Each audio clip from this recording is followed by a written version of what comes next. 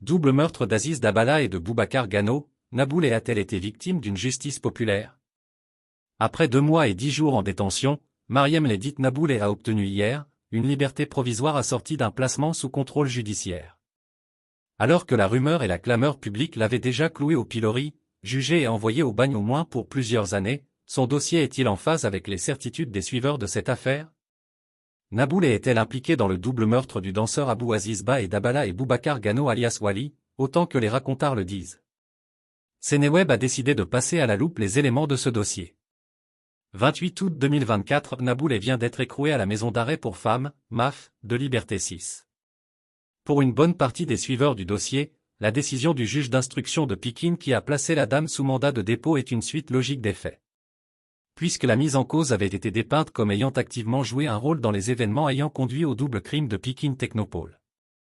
Monsieur est en embuscade aux abords du tribunal de Pikine confié avec une incroyable assurance, elle en sait plus qu'elle ne se soucie d'en dire, forcément elle est impliquée.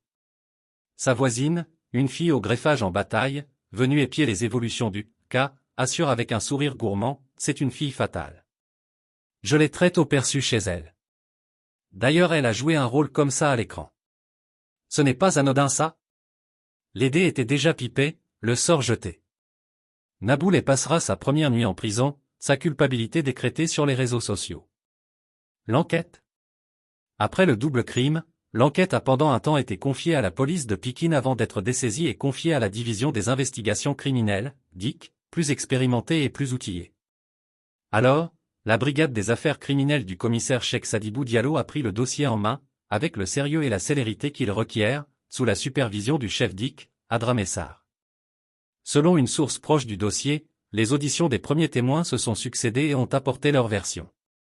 À ce moment-là, il s'agissait d'avoir la version de ceux qui avaient découvert le crime. Naboulaye émergeait au premier rang. Elle expliquait que si elle était venue au domicile de son ami Aziz, c'est bien parce qu'une de ses amies, établie à l'étranger, l'avait contactée pour lui demander des nouvelles d'Aziz. Car elle venait de lui faire un envoi d'argent et qu'elle avait vu qu'Aziz n'avait pas récupéré l'argent. Et puis encore, il n'était plus joignable et avait fini par ne plus être connecté. Elle avait donc demandé à Nabou d'aller vérifier.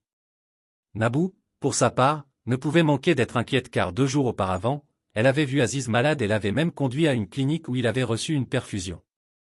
C'est donc naturellement qu'elle est allée chez Aziz après avoir tenté, sans succès, de l'avoir au téléphone. Devant l'appartement, elle a sonné plusieurs fois et a réessayé d'appeler Aziz dont le téléphone ne sonnait plus. C'est là qu'elle a appelé des membres de la famille d'Aziz pour s'enquérir de la situation. Ceux-ci n'en savaient pas plus qu'elle. Naboulaye s'est donc attaché les services d'une connaissance travaillant dans la police et celle-ci lui a indiqué qu'il fallait que sa famille soit présente avant que la porte d'entrée du studio ne soit forcée.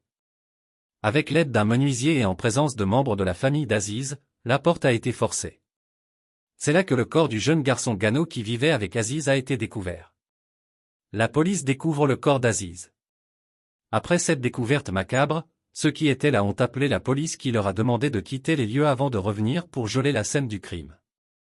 À ce moment-là, personne ne savait que Aziz était lui aussi mort, dans la chambre. C'est la police qui a fait la découverte de son corps sans vie. Dans leurs investigations, les enquêteurs de la DIC ont entendu tout le voisinage immédiat et les personnes ayant découvert le crime. Naboulaye a été entendu à 2 reprises et a toujours été relâché. La police n'ayant jamais jugé utile de la placer en garde à vue. Celle-ci est intervenue après sa 3e audition. L'enquête avait jugé qu'il y avait une contradiction dans ses déclarations. En effet, elle avait déclaré que la nuit du dimanche, soir du crime, elle était rentrée chez elle peu après 22 heures et n'en était pas ressortie. Alors que son téléphone portable avait été borné sur les lieux du crime entre minuit et demi. Une source proche de l'enquête souffle, c'est à partir de là que tout est parti en vrille. Les relevés de l'opérateur de téléphonie mobile disaient exactement que Naboulaye était bien à son domicile le soir du crime, comme du reste elle l'a toujours soutenu. Ce qui s'est passé c'est que les policiers, au lieu de lire 12 heures comme midi, l'ont lu 12 heures comme étant minuit. Ce qui, à ce niveau, est une bourde monumentale, dit-elle. Qui a laissé essaimer dans la presse et les réseaux sociaux que Naboulaye était sur les lieux du crime à minuit? La même source renchérit, ceux qui avaient cette information, c'étaient ceux qui étaient chargés de l'enquête. Comment des personnes qui se disent influenceurs ont pu, alors que l'enquête n'était pas bouclée, savoir ce que disaient les données de l'exploitation du téléphone de la mise en cause? Comment ces personnes ont pu, comme des automates et des caisses de résonance, répéter les mêmes bourdes que les enquêteurs, s'interroge notre interlocuteur avant de poursuivre. C'est là où le bâtiment blesse. Car une personne était, à ce moment-là, du fait de ces graves errements qui, à la limite sont de la faute professionnelle, servie sur un plat à la vindicte populaire, sans qu'elle ait la possibilité de se défendre. Car étant en garde à vue, tonne-t-il.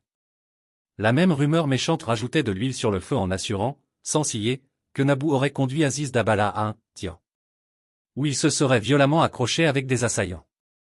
Là encore, la même source déballe, fadaise que cela. Jamais, il n'y a eu de « tiens » dans ce dossier. Personne n'y est allé et Aziz n'a jamais eu d'accrochage avec qui que ce soit, la veille ou les heures précédant sa mort, renseigne-t-il. La famille de Nabou Lehi, l'incroyable retenue. Alors que leur fille subissait de toutes parts les assauts d'une justice populaire, la famille de Nabou Lehi n'a jamais communiqué dessus, préférant laisser la justice faire son travail.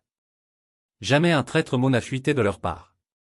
Jamais ils ne se sont épanchés dans la presse, préférant laisser la justice suivre son cours normal. Pourtant, il y avait matière à sortir de ces gonds alors surtout que les déclarations les plus audacieuses avaient été faites. Et que des personnes éloignées de l'enquête juraient, la main au cœur, que la danseuse était l'instigatrice du double meurtre. La foi chevillée au corps, sa famille avait estimé que la vérité finirait par triompher. Un peu plus de 2 mois après, Nabou bénéficiait d'un contrôle judiciaire. Une bonne lecture du dossier par des magistrats. L'affaire, expurgée des oui-dire, des certitudes absolues, des théories complotistes, a-t-elle un élément à charge contre Naboulet?